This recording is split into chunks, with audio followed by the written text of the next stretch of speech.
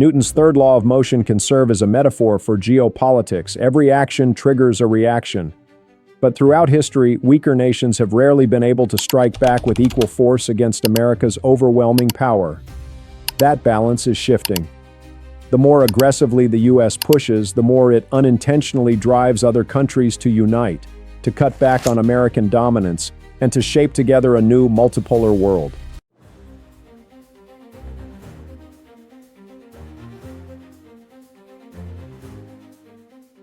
Today's geopolitical reality doesn't follow the neat rules of physics where every action is met with an equal reaction. For decades, the United States has interfered in the internal affairs of nations, staged coups, launched invasions, and imposed sanctions across the globe without ever facing a proportional price. But that order is now under deep challenge. The very acts of aggression by the American empire, meant to preserve its dominance, have instead become the most powerful catalyst for a shift toward a multipolar world. De-dollarization isn't new, but Donald Trump's policies have accelerated it at a speed never seen before. In just the first 6 months of his second term in 2025, the US dollar suffered its steepest drop since the oil crisis of 1973, losing more than 10% of its value against a basket of major currencies. This is no longer a slow decline. It's a shock to the global financial system, a signal that the world is actively looking for a way out of dollar dependency. Washington's long-standing divide-and-rule strategy on the Eurasian continent has collapsed. By striking simultaneously at China, Russia, Iran, and even India, the U.S. government has unintentionally forged a powerful coalition against itself. Washington's attempt to pull India deeper into the Quad alliance as a counterweight to China has backfired. Trump's tariffs and economic pressure have instead pushed New Delhi closer to Beijing. For years, U.S. foreign policy rested on the assumption that India's historic rivalry and border disputes with China would serve as a natural barrier, preventing any unified Eurasian bloc from emerging. But Trump's economic policies have shifted the ground, weakening the very foundations of America's strategic partnership with India. This new solidarity was on full display at the historic SCO summit in Tianjin, China in September 2025. The event brought together leaders from major Eurasian powers, including China, Russia, India, and Iran, marking a decisive turning point in the construction of a new world order.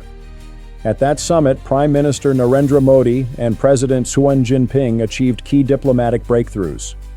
The two leaders underscored the importance of peace and border stability, pledging deeper cooperation built on mutual respect and shared interests, a powerful statement after years of tension. President Xi even called for the dragon and the elephant to dance together, a symbol-laden image of this new partnership.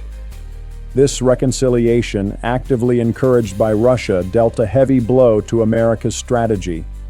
Washington's reaction revealed anger and a sense of failure. Former National Security Advisor John Bolton put it bluntly, "All eyes are on Shanghai right now." In the past, it's been called the Alliance of Dictators or the Club of Autocrats, but now it's shifting, isn't it? When you see someone like Narendra Modi show up, what do you make of that? Well, there's a lot of bad news here, very little good news. The West, particularly the United States, has spent decades trying to separate India from its Cold War alignment with the Soviet Union, with Russia from buying advanced weapons from them and warning India about the threat posed by China. That's what the so-called Asian Security Quad symbolized: Japan, India, Australia, and the United States. Tremendous effort, tremendous work to make India easier to cooperate with these countries. Donald Trump, in recent weeks, has basically unraveled that. And for a variety of reasons, he has now pushed India back toward Russia, closer to China, and essentially torn apart decades of effort to change that alignment. I'm not saying it can't be fixed, but it will take a lot of work, and I don't see it happening anytime soon. This perspective isn't confined to Republicans. Joe Biden's National Security Advisor Jake Sullivan has also acknowledged this strategic failure, stressing that America's own actions are directly pushing its rivals closer together. When I go to these places now, or when I talk to leaders there, what they're talking about is risk mitigation from the United States. They now see America as the main disruptor, as a country that cannot be trusted. And you can see that reflected in global polling right now. China has overtaken the United States in popularity across many nations. That wasn't the case just a year ago. But now countries are basically saying the American brand is fading, and China, oddly enough, looks like the more responsible player. That's one of the big things I keep hearing from friends of mine still working in governments in Europe and Asia. Take India as another example.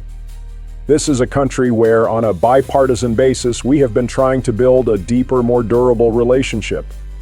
And China's challenge was always a central issue in that effort.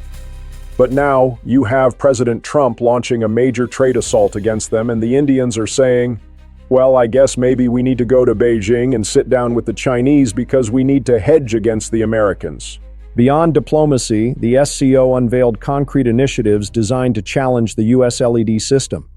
The summit approved a proposal to establish an SCO development bank, focused on issuing loans in national currencies. This was a direct move toward de-dollarization, creating a financial mechanism beyond Washington's control. At the same time, China introduced its Global Governance Initiative, calling for reforms of institutions like the United Nations to ensure fairer representation for developing countries. President Xi Jinping declared, "There should be no double standards, and the internal rules of a few countries must not be imposed on others." It was a pointed rejection of the so-called rules-based order that Washington has long enforced, an order that, in Beijing's view, only serves Western interests. The dominance of the dollar, the very foundation of America's economic power, is now facing a serious and accelerating threat. Even mainstream economists, once defenders of the system, are sounding the alarm.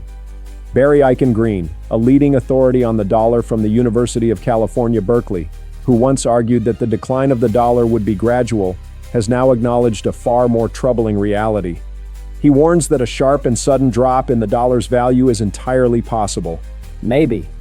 We don't worry too much about the gradual decline of the dollar, or at least if you're only thinking about the stability of the global system, that's less concerning than a sudden loss of confidence in the US government and a run on the dollar. I mean, Barry Eichengreen, how much do you think the probability of a sharp dollar collapse has risen over the past year? It's definitely gone up. If you asked me for a number, I couldn't give one. But up until this year, I would have dismissed talk of a sudden collapse. I would have agreed with the Council of Economic Advisors that the most likely scenario was a gradual transition toward a more multipolar system. But now, I think we have to take the possibility of a sharp fall seriously, simply because of the sheer noise and chaos around U.S. economic policy. And I worry that if there were a sudden major shift in the dollar's value, because foreign official and private investors became much more reluctant to hold and use it, that could destabilize the U.S. Treasury market. It could destabilize key financial institutions holding dollar-denominated assets that suddenly lose value on foreign exchange markets. That could have some pretty catastrophic consequences if it happened. This warning is anything but groundless. After Trump announced sweeping tariffs, the head of foreign exchange research at Deutsche Bank described a deeply alarming scenario. We are witnessing a simultaneous collapse in the price of all U.S. assets, and the market has lost confidence in American assets. Even some of the toughest neoliberal economists, like Harvard's Kenneth Rogoff, have admitted the world is now at the biggest inflection point in the global monetary system since the Nixon shock. Rogoff stressed that Trump is merely a catalyst for a trend that had already been in motion.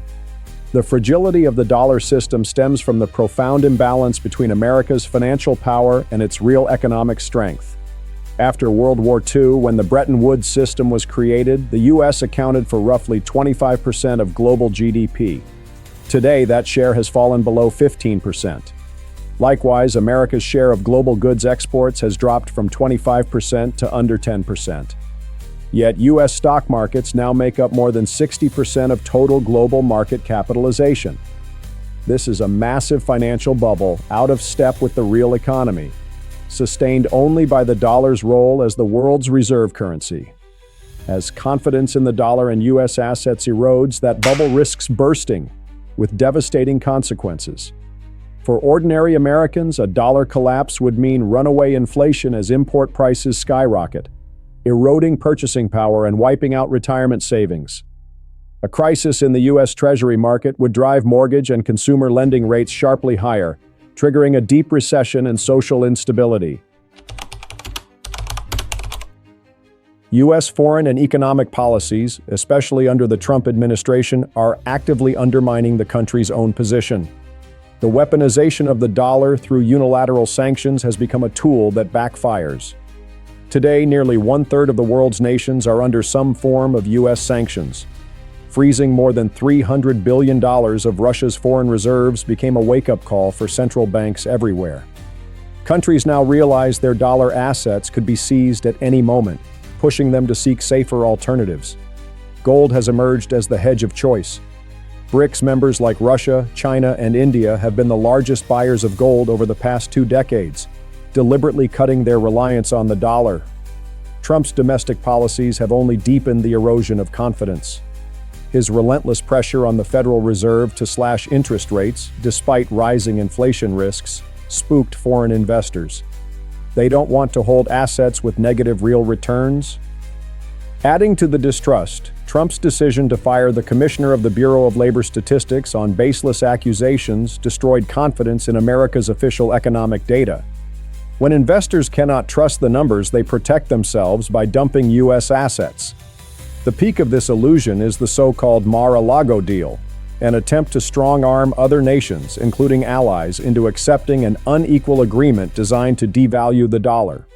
Trump's top economic advisor, Stephen Moore, even went public with the proposal. Just write a check to the Treasury that would also help us fund global public goods. This was nothing less than an open demand for tribute, expecting other nations to sacrifice their own interests to solve America's economic problems. The strategy involved forcing foreign creditors to swap their short-term Treasury bills for so-called century bonds, 100 years, carrying ultra-low interest rates. It was a disguised confiscation, a breach of trust that would make investors think twice before ever trusting U.S. government debt again. For ordinary Americans, these policies deliver direct and bitter consequences. Sky-high tariffs drive up consumer prices, eating away at disposable income. U.S. public debt has already surpassed 120% of GDP, with interest payments swallowing nearly 3% of GDP.